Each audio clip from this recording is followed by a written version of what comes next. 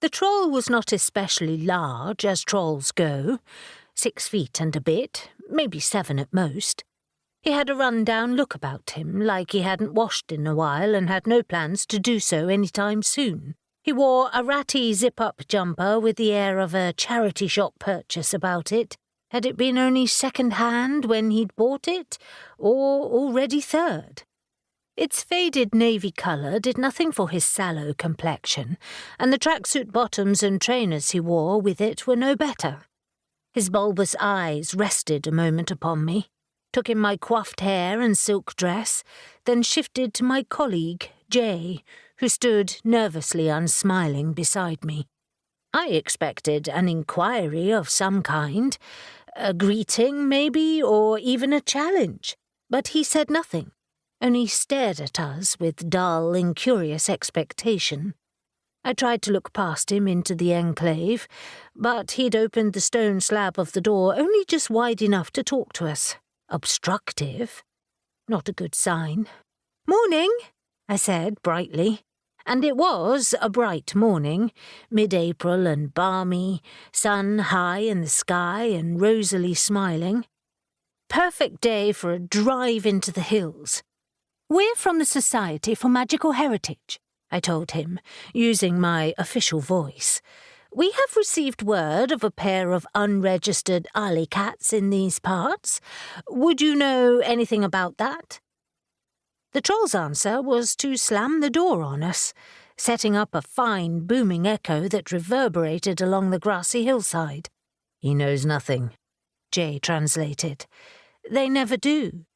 I stepped back from the door, or what had once been the door, and surveyed it speculatively. Now it appeared to be nothing but a slab of bare stone in a rocky cliff face, patches of heathery grass scattered above and before it.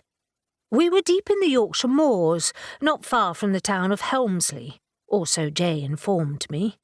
I wondered if the powers back home knew how far the South Moors troll enclave had deteriorated.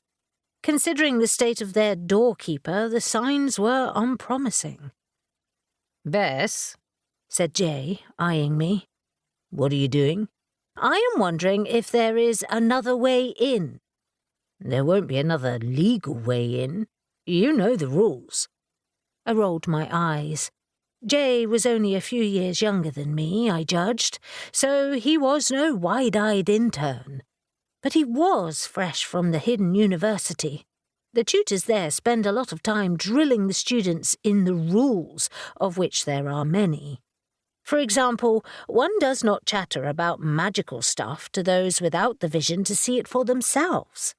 And one does not visit the private spaces of hidden communities without their express invitation, which means one is only allowed to use their front door, with one of the residents on the other side of it, politely holding it open.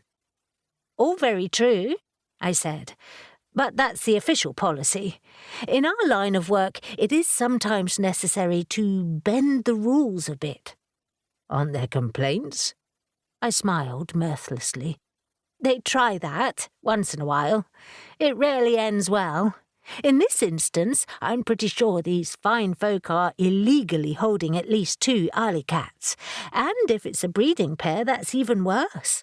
How are they going to report us for misdemeanours without revealing their own transgressions?" Jay narrowed his deep brown eyes at me. "That does not make it all right to freely break all the rules." "No? How else would you like to get those cats out of there, then?